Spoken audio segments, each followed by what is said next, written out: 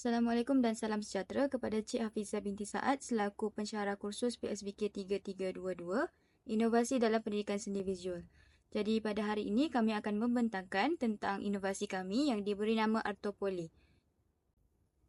Ahli kumpulan kami terdiri daripada saya sendiri, Alia Afifah binti Anwar dan juga Hasnizah Tasnim binti Mursyidi. Jadi sebelum menerangkan lebih lanjut berkaitan inovasi kami, ini adalah isi kandungan yang akan disentuh, iaitu yang pertama pengenalan, fokus utama, aplikasi model inovasi, masalah, cara penggunaan produk inovasi, impak kelebihan dan kelemahan, cadangan penambahbaikan dan akhir sekali rumusan. Jadi ini adalah sedikit sebanyak berkaitan latar belakang pembangunan inovasi kami iaitu permainan interaktif Artopoli. Jadi permainan ini adalah khusus dibangunkan untuk murid tahap 2 iaitu murid tahun 5 dan murid tahun 6. Memandangkan unsur seni adalah kita kata dia adalah basic kepada PSV. Jadi murid tahun 5 dan tahun 6 perlu tahu apa itu unsur dan prinsip rekaan sebelum mereka melanjutkan pelajaran ke sekolah menengah lah.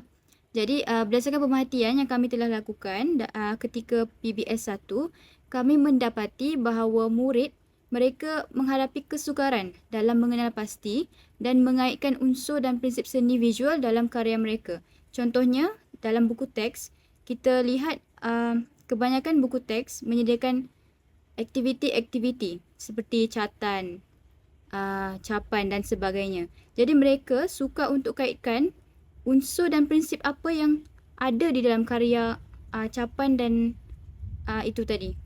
Capan itu tadi.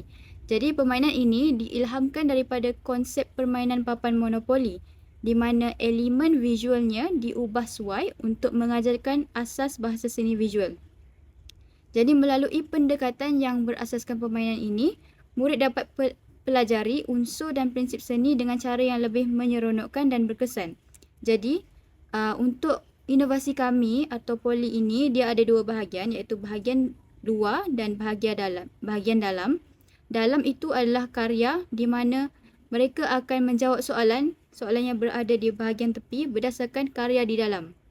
Manakala, mereka akan menjawab soalan berdasarkan pengalaman melalui kad yang dicabut ketika mereka dapat step di kotak-kotak tertentu. Jadi itu adalah sedikit sebanyak berkaitan dengan permainan Artopoli kami.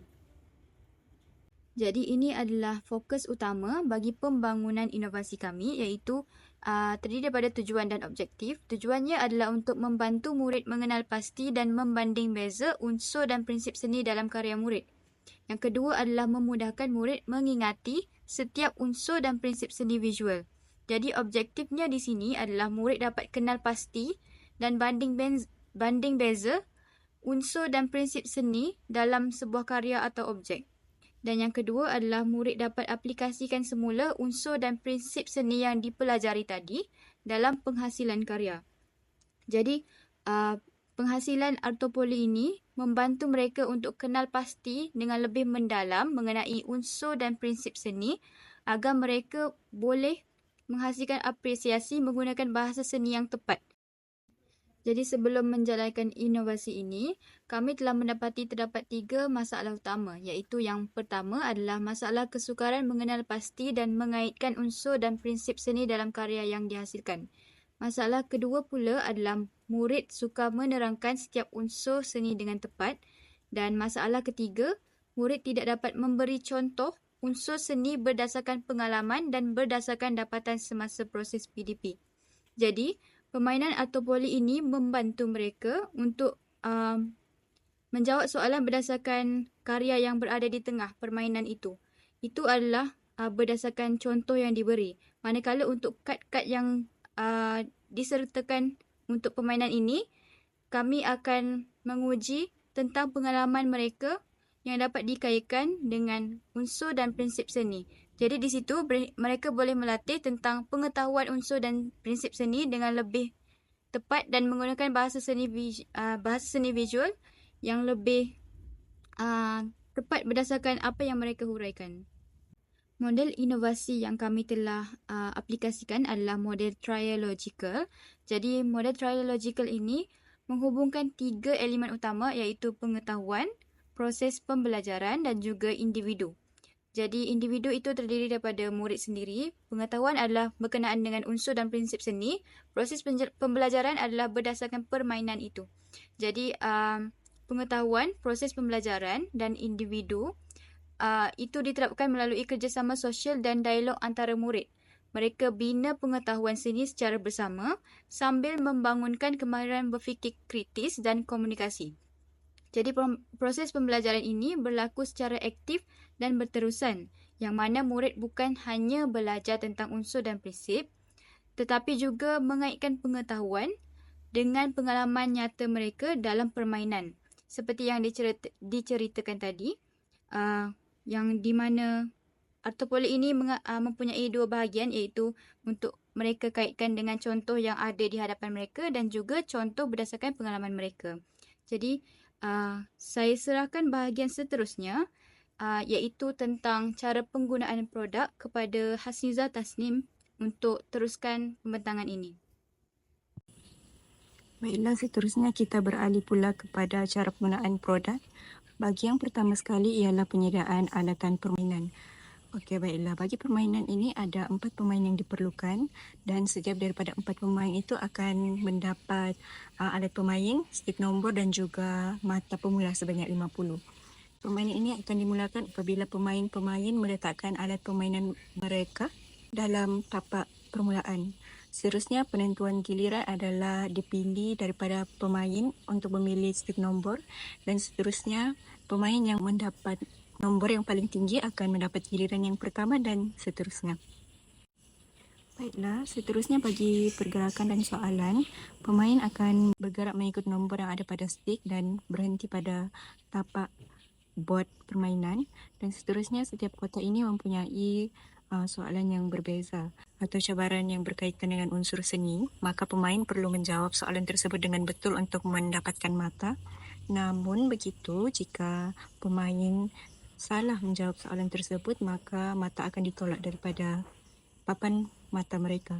Kemudian kotak pertanyaan pula, apabila pemain berhenti pada kotak pertanyaan, pemain perlulah mencabut satu stik nombor dan apabila stik nombor itu genap, maka pemain perlu mengambil satu kad cabaran. Sebaliknya pula, jika nombor adalah ganjil, maka pemain perlu mengambil satu kad nasib. Permainan ini akan tamat apabila pemain mencapai mata 250 dan pemain yang membawa mata negatif 50 dan ke bawah akan tersingkir serta-merta daripada permainan. Baiklah, seterusnya kita beralih pula kepada impak, kelebihan dan juga kelemahan. Antara kelebihan daripada penghasilan inovasi ini adalah dapat memupuk pemikiran kritis murid-murid berserta dengan permainan yang lebih interaktif untuk belajar asas seni. Kemudian sesi pengajaran dan pembelajaran adalah lebih bermakna dan berkesan kepada murid-murid dan juga memudahkan guru menyampaikan maklumat kerana secara tidak langsung permainan ini akan memupuk pembelajaran aktif antara murid-murid dan hal ini juga dapat meningkatkan kemahiran komunikasi antara murid dan juga guru. Seterusnya, antara kelemahan yang telah kami dapati semasa menjalankan produk inovasi ini adalah produk inovasi ini memerlukan masa untuk penguasaan peraturan permainan. Jika pertama kali bermain, murid akan memakan sedikit banyak masa untuk menghadam peraturan permainan ini. Dan seterusnya adalah kurang variasi kerana soalan yang ada pada bot permainan tersebut adalah yang sama. Jadi apabila pemain berhenti di kotak yang sama berulang-ulang kali, soalan yang sama akan ditanyakan dan jawapan yang sama akan diberikan daripada murid. Dan seterusnya, permainan ini sentiasa memerlukan guru untuk panduan kerana mereka perlu memastikan sama ada jawapan mereka betul atau salah dan mereka memerlukan guru untuk memberikan betul atau salah itu. Dan kemudian jumlah pemain yang terhad untuk satu kelas. Permainan ini hanya memerlukan 4 orang. Jadi produk ini adalah terhadlah untuk satu kelas yang ramai murid. Mungkin guru boleh memperbanyakkan permainan ini untuk ramai-ramai boleh main. Seterusnya kita beralih pula kepada cadangan penambahbaikan. Salah satu daripada cadangan penambahbaikan yang kami ingin lakukan adalah kemaskini soalan secara berkala. Hal ini kerana soalan dan kad pada permainan ini adalah soalan yang sama, jadi guru mungkin boleh menukar atau mengemaskini kad soalan supaya sentiasa mengikut topik dan mengikut silibus yang telah ditetapkan oleh Kementerian Pendidikan Malaysia, agar permainan adalah sentiasa lebih relevan dan segar dan lebih menepati kehendak dan keperluan murid, masalah murid. Seterusnya, guru juga boleh menukar atau mengemaskini peraturan permainan ini kepada 2 lawan 2 jika dibandingkan dengan 4 orang bermain secara individu. Hal ini adalah lebih efektif kerana dapat memupuk kemahiran kolaborasi dan juga komunikasi antara murid. Seterusnya, guru juga boleh memberi ganjaran kepada pemenang permainan sama ada dalam bentuk hadiah atau waktu istimewa ataupun sijil. Dan yang akhir sekali adalah rumusan. Permainan interaktif Artopoli ini merupakan satu pendekatan kreatif dan interaktif yang telah kami usahakan untuk meningkatkan pembelajaran pendidikan seni visual, dan inovasi ini direka khas untuk membantu murid tahap 2 untuk mengenali, memahami, mengaplikasikan unsur seni dalam suasana yang lebih menyeronokkan. Dan dengan menggunakan konsep permainan papan seperti monopoli yang telah diilhamkan, murid boleh belajar sambil bermain dan juga memudahkan proses pembelajaran agar lebih bermakna dan juga menarik. Jadi melalui kaedah ini, murid berpeluang untuk mengaplikasikan teori seni secara lebih praktikal dan sekaligus meningkatkan minat dan pemahaman mereka terhadap asas seni visual. Inovasi ini bukan sahaja memberi impak positif kepada murid dalam aspek pemahaman seni, tapi juga membantu guru dalam menyampaikan maklumat pembelajaran dengan cara yang lebih dinamik dan interaktif. Secara keseluruhannya, Artopoli membuktikan bahawa pembelajaran berasaskan permainan dapat meningkatkan keberkesanan PDP dan menyediakan pengalaman pembelajaran yang lebih menyeronokkan dan berkesan bagi murid. Baiklah, itu sahaja untuk pembentangan kami mengenai inovasi Artopoli ini. Jadi itu sahaja. Sekian dan terima kasih.